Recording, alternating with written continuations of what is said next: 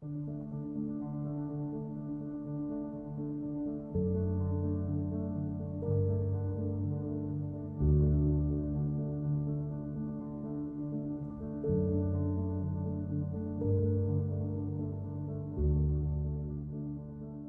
saya publik memang sudah sewajarnya, bahkan seharusnya marah ya. Bukan sekedar gelisah, bahkan marah. Karena yang dipertontonkan itu betul-betul suatu rangkaian peristiwa untuk memanipulasi sebuah lembaga yudikatif. Dan itu dipertontonkannya benar-benar secara telanjang. Karena kan kita tidak hanya bisa melihat putusannya saja, kita harus melihat dari awal peristiwanya, dan itu sudah diungkap di media massa juga. Kalau kita lihat timelinenya, kita lihat peristiwa yang terjadi sebelum putusan dibacakan, dan saya katakan peristiwa ya, bukan gosip bahkan, tapi peristiwa. Misalnya 9 September tuh, itu banyak sekali di media massa. Pak Anwar Usman sudah bilang di sebuah seminar di Semarang, di sebuah kampus, saatnya anak muda untuk memimpin, sampai mengutip riwayat dari Rasulullah tuh. Nah, jadi itu saja jelas tidak etis bagi seorang hakim untuk mengomentari sebuah perkara yang sedang diperiksa dan waktu itu belum putus.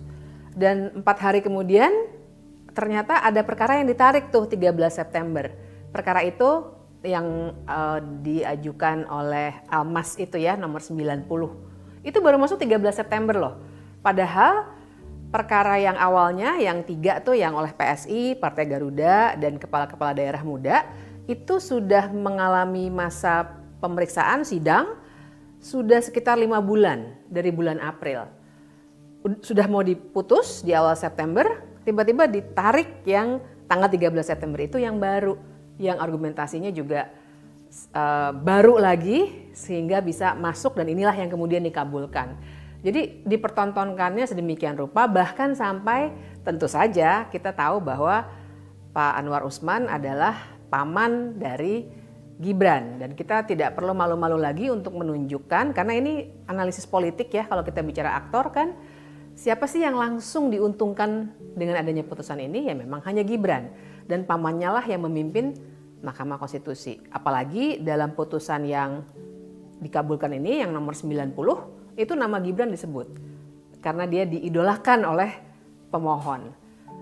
Satu lagi, kayaknya banyak sekali nih ya yang buat saya telanjang kok, semua bisa membaca dengan jelas. Bahkan kita akan bisa lihat juga selain nama Gibran itu terkait langsung dengan ketua MK, kita juga akan melihat bagaimana legal standingnya pemohon yang dikabulkan ini, permohonannya yang namanya Almas, itu sebenarnya sangat sulit untuk diterima dalam standar MK sendiri. Selama ini MK itu begitu ketat kalau soal legal standing.